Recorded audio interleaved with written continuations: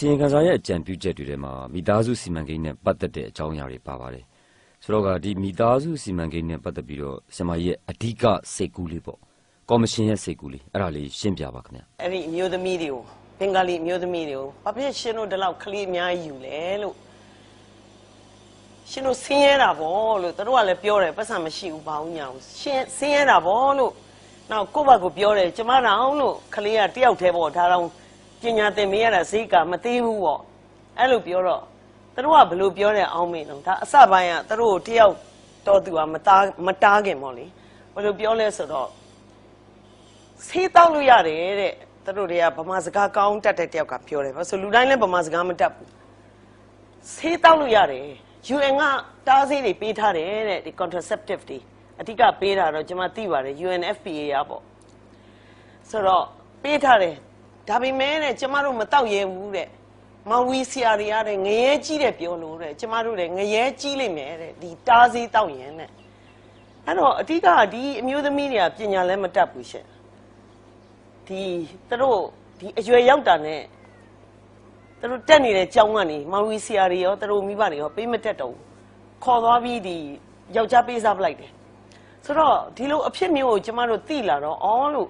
ဒါအရင်အစိုးရပေါ့အရင်အစိုးရကတာဝန်ရှိတယ်တို့ပညာမတတ်တာကဘာလို့ဆိုတို့လည်းကြောင်းတက်ဖို့တွေပါမလွယ်တာဟိုအရင်အစိုးရတာဝန်ရှိတယ်အဒီကြားထဲမှာဒီလိုတွေဖြစ်နေတော့အဓိကခလေးမယူရင်ရတယ်တကယ်တော့အစ္စလာမ်သာသနာနဲ့ဘာမှမဆိုင်ဘူးဆိုကျမလည်းဒီမွတ်စလင်တိုင်းပြည်တွေမှာလှုပ်ဖို့တော့သိတယ်အဲ့တော့တကယ်တော့ဒါပညာမတတ်တဲ့လူတွေရဲ့ပြောတဲ့စကားပေါ့လေအဲ့တော့ဒီအကြောင်းတွေတော့ပညာပေးသင့်တယ်ဆိုတော့အဲ့ဒီ idea မှာကျမတို့အခြေခံပြောတာပါအတဲအရမလှုပ်ဖို့လည်းမဟုတ်ပါဘူးဒီတို့ဒီမွေးနှုံးကတက်ကိုမြင့်လွန်ကြည့်တယ်မိမတယောက်ကို10ယောက်12ယောက်နောက်ယောက်ျားတယောက်ကလည်းမိမတယောက်မကယူနိုင်တယ်ဆိုတော့အဲ့ဒါကြောင့်ဒီနေ့ကြည့်မယ်ဆိုရင်ဘူးသီးတောင်မောင်တော်ဘက်မှာ94%ကဘင်္ဂလီတွေ6%ပဲရခိုင်နဲ့ဗမာတွေအဲ့တော့စဉ်းစားကြည့်ပေါ့ဘယ်သူကလူနည်းစုဘယ်သူကလူများစုလဲဆိုတာဟုတ်ကဲ့ဒီအကြံပြုချက်ထဲမှာပဲပါတယ်1982ခုနှစ်နိုင်ငံသားဖြစ်မှုဆိုင်ရာဥပဒေနဲ့ပတ်သက်ပြီးတော့ဆရာမကြီးတို့ရှင်းထားတာရှိပါတယ်ဆိုတော့ဒီနိုင်ငံသားဖြစ်မှုဆိုင်ရာဥပဒေနဲ့ပတ်သက်တဲ့အကြံပေးချက်တိုင်းရင်းသားဖြစ်မှုနဲ့ဆိုင်တဲ့အကြံပေးချက်အဲ့ဒါလေးလည်းသိပြရစီဒီလိုကျမတပည့်တွေထဲမှာလည်းမွတ်စလင်ဘာသာဝင်တွေဒီဘူးသီးတောင်မောင်တော်ဘက်ကကိုရှိတယ်ကျမတို့လည်းခေါ်ပြောတယ်ဒီမွတ်စလင်ဟိုတငယ်ချင်းတွေလည်းပြောတယ်ဒီကျမတို့အခုဖြစ်နေတဲ့ပြဿနာကဒီမွတ်စလင်နဲ့ဗုဒ္ဓဘာသာပြဿနာထက်တရားမဝင်ဝင်လာပြီးဒီ illegal immigration လို့ခေါ်တဲ့တရားမဝင်ဝင်လာတဲ့လူတွေတော်တော်များများကဆင်းသက်လာတဲ့ဆင်းသက်ပေါက်ဖွာလာတဲ့လူမျိုးစုတွေမို့လို့ဖြစ်နေတာ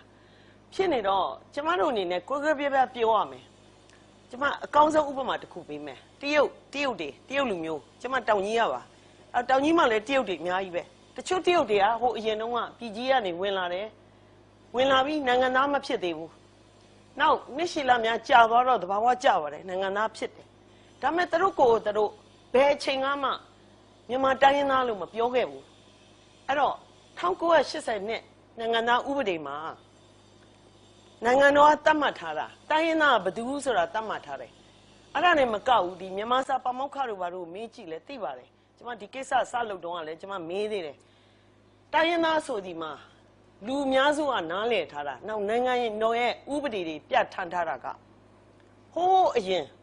အင်္ဂလိပ်တွေစပြီးဒီမြန်မာနိုင်ငံကိုမဝင်လာခင်ကတည်းကရှိတဲ့လူတွေစီကဆင်းသက်လာတဲ့လူတွေကိုတိုင်းရင်းသားလို့ခေါ်ပါတယ်ရှမ်းတို့မွန်တို့ရခိုင်တို့ကမန်တို့ချင်းတို့ဒါတွေအလုံးပါပါတယ်မျိုးနွယ်စု135စုအဲ့ဒီထဲမှာတရုတ်မပါဘူးဘင်္ဂလီမပါဘူးအိန္ဒိယနိုင်ငံကအိန္ဒိယသားတွေမပါဘူးနီပေါနိုင်ငံကဂေါ်ရခါတွေလည်းမပါဘူးဥပမာကျွန်မပြောပြတယ်အဲ့တော့ဒီနိုင်ငံသားဥပဒေအရဆိုရင်မင်းသူမဆိုပေါ့လေရှောက်လို့ရှိရင်အချက်တွေနဲ့ကိုက်ညီရင်နိုင်ငံသားရမှာပဲဒါသူ့အချက်တွေအများကြီးရှိပါတယ် criteria ရှိတယ်ဒါနိုင်ငံတိုင်းရှိတဲ့ဥပဒေပါနော်ဆိုတော့သဘောကသူတို့လည်းရှောက်နိုင်တာပဲဒီဘင်္ဂလီတွေရခိုင်ပြည်နယ်မှာ နေနေတဲ့ဘင်္ဂါလီတွေရှောက်နိုင်တယ်အဲရှောက်ကြပေါ့ဒါပေမဲ့ကိုတိုင်းရင်းသားလို့မခေါ်ပါနဲ့အဲ့လိုခေါ်တဲ့အခါမှာလူတွေကရခိုင်တွေကလည်းစိတ်တူတယ်မြန်မာလူမျိုးတွေကလည်းစိတ်တူတဲ့လူတွေအများကြီးရှိတယ်အဲ့တော့အလကားနေရင်ပြဿနာတက်တယ်နောက်ကျမတို့အနေနဲ့ဒီဥပဒေကိုလည်းပြင်ပိုင်ခွင့်မရှိဘူးကျမတို့ကော်မရှင်အနေနဲ့သူတို့အနေနဲ့လည်းဘင်္ဂါလီအနေနဲ့လည်းဘာမှဥပဒေကိုအဲ့လိုအခုချက်ချင်းပြင်ပေးဆိုတာတောင်းဆိုခွင့်မရှိဘူးဥပဒေပြင်ညာကျမတို့မဟုတ်ဘူးအခုခေတ်မှာတော့ဥပဒေကိုမကြိုက်ဘူးလူများစုကမကြိုက်ဘူးဘာညာဆိုတင်မော့ပါလီမန်စီတင်လွှတ်တော်စီတင်အဲ့လိုပဲလုပ်ရမှာပဲလေဆိုအဲ့ဒါပြောတာတိုင်းရင်းသားနဲ့နိုင်ငံသားကိုကွဲပြားမြင်ရမယ်တရုတ်မျက်နှာဖြူဖြစ်တဲ့အင်္ဂလိပ်လူမျိုးကဲထားပါတော့ဂရခါဘင်္ဂါလီအိန္ဒိယလူမျိုးဒါတွေအားလုံးကနိုင်ငံသားရှောက်ခွင့်ရှိတယ်ရှောက်နိုင်တယ်တိုင်းရင်းသားကရှောက်လို့ရတဲ့ဟာမျိုးမဟုတ်ဘူးနော်တိုင်းရင်းသားကကိုယ်မွေးရပါ1823ခုမတိုင်ခင်ကမမပြည်မှာရှိတဲ့လူမျိုးစုတွေကနေဆင်းသက်လာတဲ့လူတွေအဲ့တော့ကျမတို့ရှမ်းနေပါတယ်ဟောပါတယ်ဟုတ်ကဲ့ပါဒီနိုင်ငံသားဖြစ်မှုဆိုင်ရာဥပဒေကိုအကောင့်ထဲပေါ်တာဝန်ယူကြတဲ့လူတွေကြားထဲမှာအကျင့်ပြစ်ချစားတာတွေရှိတယ်ဆိုတာကရောဘယ်လောက်ထိကြီးမားတဲ့ပြဿနာလဲခင်ဗျကျမတို့စစ်ဆေးရတာတည်တယ်လို့ပေါ့လေကျမကောလာဟလာဆိုလည်းမပြောပါဘူးကျမတို့လဝကမှာလုတ်ခဲ့တဲ့လူတွေကိုလူမျိုးကြီးကြပ်ရေးအဖွဲ့တွေကလုတ်ခဲ့တဲ့လူတွေကိုအင်တာဗျူးလည်းလုပ်တယ်ရခိုင်လူကြီးတွေကိုလည်းအင်တာဗျူးလုပ်တယ်အဲ့ဒီကဘာတွေ့ရလဲဆိုတော့လက်စားမှုအဂတိလိုက်စားမှုရှိပါတယ်ဒီဘင်္ဂလီတွေကလည်းပတ်စံကတခြားကရစရာလည်းရှိတယ်သူတို့ကသူတို့ပတ်စံလည်းရှိတယ်အဲ့တော့ဒီလိုလက်ထိုးပြီးဥပမာဒီစာရွက်စာတမ်းတွေမပြည့်စုံတာတော့ဒီမှာနေခွင့်ရတာဒီပါတွေကြတော့စပြီးပฏิပတ်ခါကိုစပြီးအစပြိုးလိုက်တာနဲ့တော့တူတယ်ဘာကြောင့်လဲဒီရခိုင်လူမျိုးတွေရဲ့ငကိုနေတဲ့မြေတွေကိုတဖြည်းဖြည်းဝါမျိုးသွားတာပေါ့ပတ်စံရှိတော့ရခိုင်ကိစ္စနဲ့ပတ်သက်ပြီးတော့ဒီလူခွင့်ရေးစောင့်ကြည့်လေ့လာရေးအဖွဲ့ကအစိုးရပေါ်အပြင်းထန်ဝေဖန်ပါတယ်ဆရာမကြီးလက်သိမှာပါအဲ့ဒီပုံမှာဆရာမကြီးဘယ်လိုသဘောရပါလဲခင်ဗျကျမအရင်တုန်းက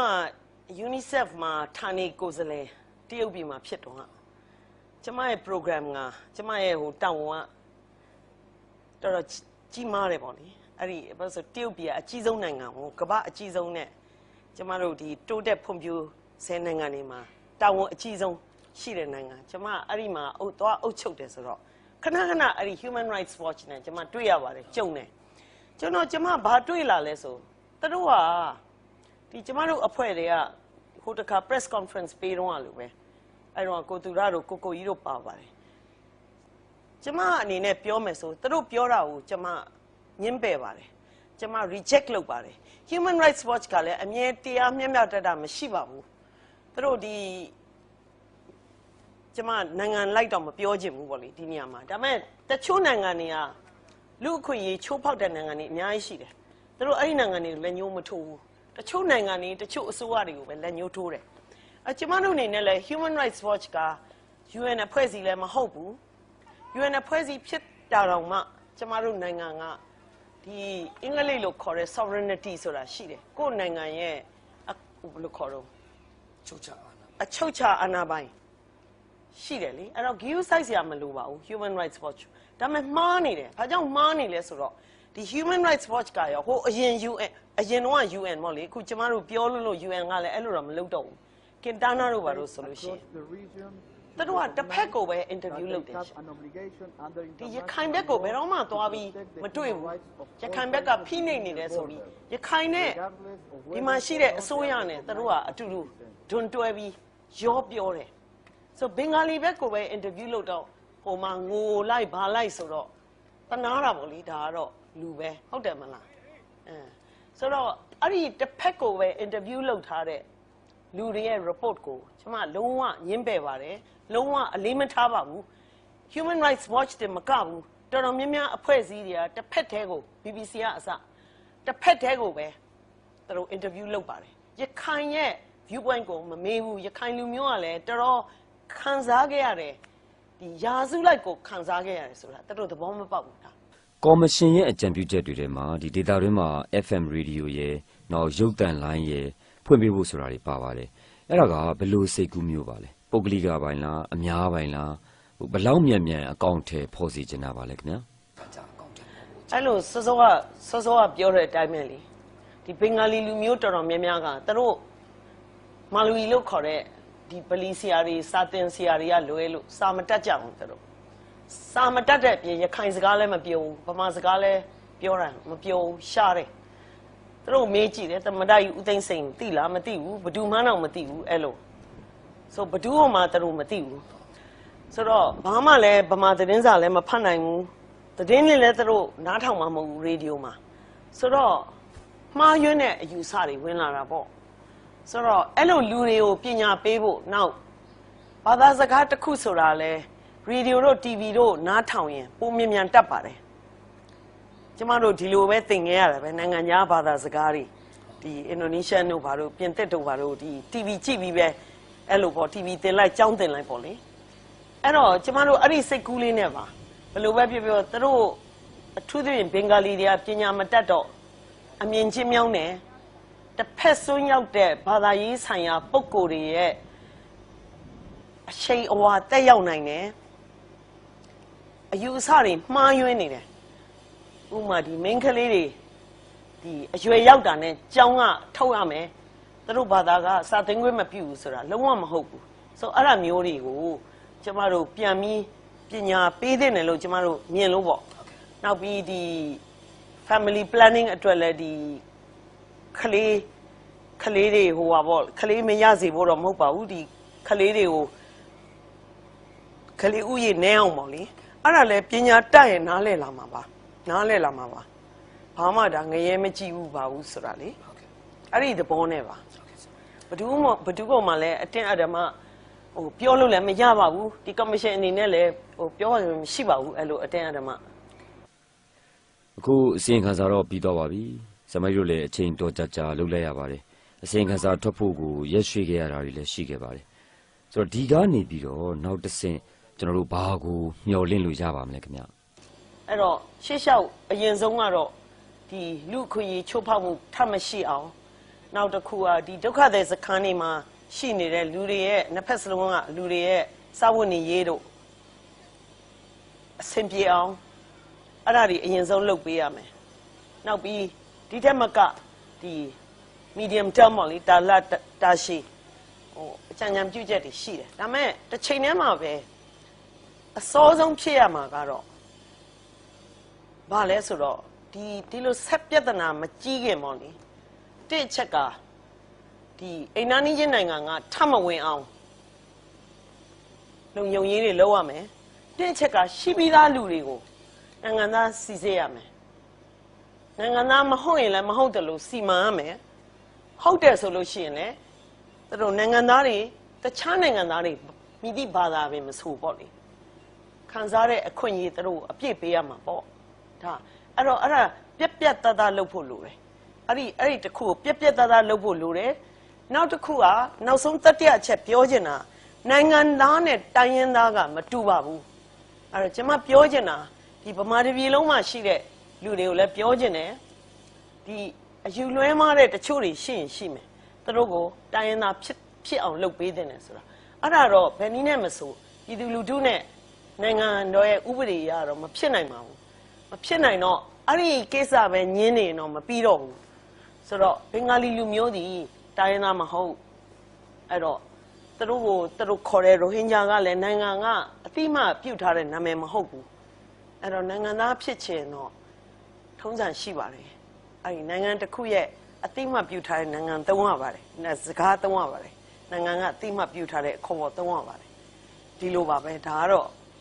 တမင်ရိုးကြပါပဲနော်